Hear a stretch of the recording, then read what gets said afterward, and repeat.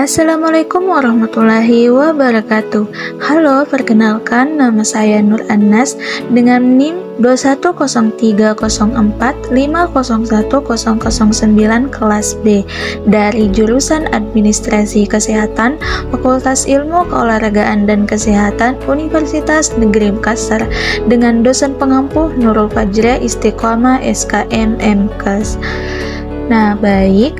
Di sini saya akan membawakan materi pada mata kuliah analisis kebijakan kesehatan dengan materi yaitu pendekatan analisis kebijakan. Nah, baiklah, langsung saja. Jadi, sebelum kita melangkah lebih jauh, kita harus memahami apa sih itu pendekatan analisis kebijakan. Nah, pendekatan analisis kebijakan itu merupakan pendekatan sistematik yang digunakan untuk memahami, mengevaluasi, dan merumuskan kebijakan publik.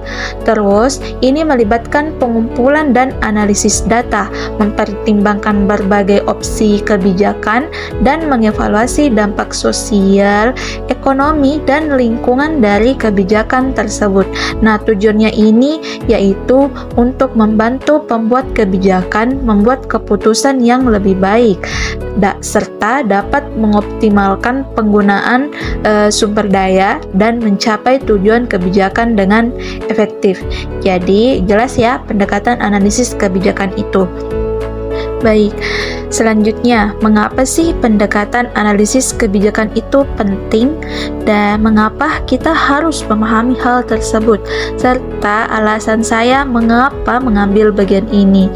Itu karena pendekatan analisis kebijakan itu dapat membantu memahami, mengevaluasi, dan mengembangkan kebijakan publik dengan lebih efektif, serta dapat mengoptimalkan penggunaan sumber daya dan memastikan akuntabilitas dalam pembuatan keputusan pemerintah.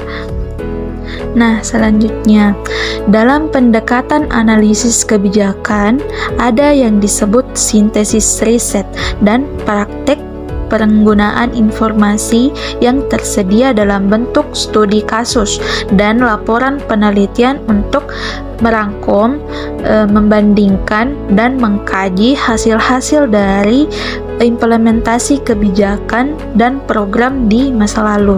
Nah, metode ini efisien, membantu mencakup banyak dimensi dari proses kebijakan dan dapat digunakan untuk membuat argumen dengan cara kasus paralel dan analogi. Terus, keterbatasan utama dari sintesis riset ini dan praktek adalah reliabilitas dan validitas informasi yang tersedia tersebut, sehingga upaya untuk menghasilkan informasi dan argumen analisis kebijakan dapat menggunakan beberapa pendekatan, yaitu yang ini, pendekatan empiris, evaluatif, dan normatif.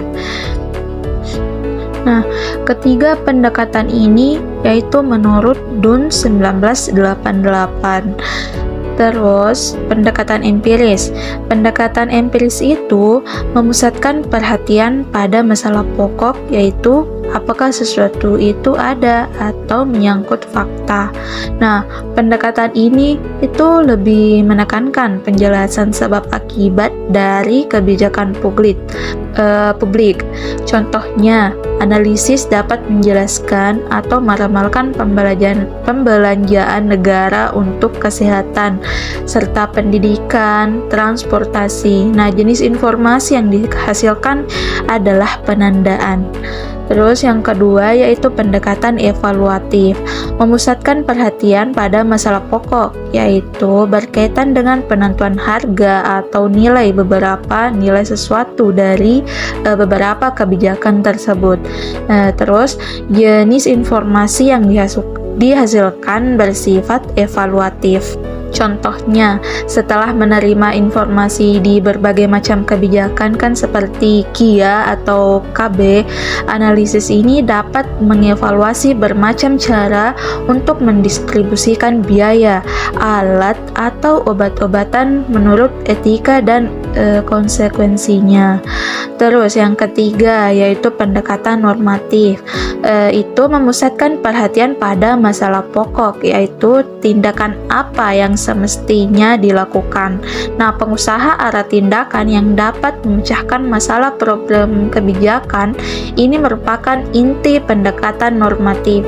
Jenis informasi ini bersifat anjuran atau rekomendasi. Contohnya itu seperti peningkatan pembayaran pasien puskesmas, seperti dari Rp300 menjadi Rp10.000.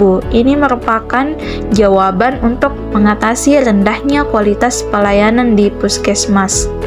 Untuk pendekatan ini itu cenderung tidak memberatkan masyarakat. Terus selanjutnya ketiga pendekatan yang tiga tadi itu pendekatan empiris, evaluatif, serta normatif. Pendekatan itu dapat menghendaki suatu kegiatan penelitian dan dapat memanfaatkan berbagai pendekatan lintas disiplin ilmu yang relevan. Terus, adapun model penelitian yang lazim digunakan adalah penelitian operasional, terapan atau praktis. Nah, menurut Dunn lagi 1988, dalam analisis kebijakan, metode analisis umum yang dapat digunakan antara lain itu ketiga ini, yaitu metode peliputan atau biasa disebut deskripsi. Selanjutnya itu metode peramalan atau prediksi, dan metode evaluasi.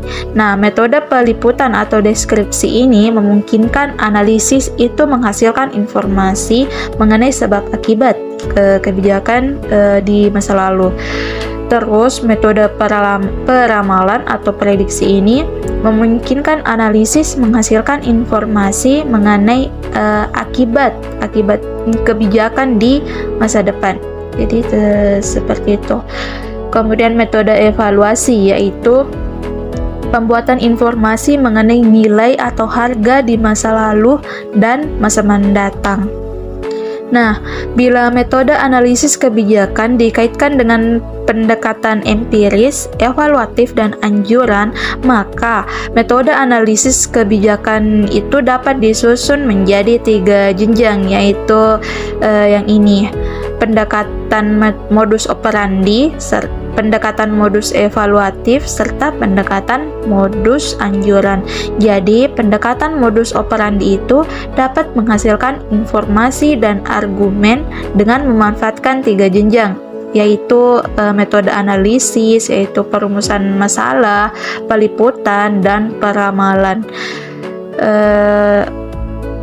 Kalau modus evaluatif itu dapat menghasilkan informasi dan argumen dengan memanfaatkan 4 jenjang. Apa sih itu? Seperti metode analisis, yaitu perumusan masalah, peliputan, peramalan, dan rekomendasi. Nah, yang terakhir yaitu pendekatan modus anjuran. Dapat menghasilkan informasi serta argumen dengan memanfaatkan seluruh 6 jenjang metode analisis, yaitu perumusan masalah, peliputan, peramalan, evaluasi, rekomendasi, dan penyimpulan praktis.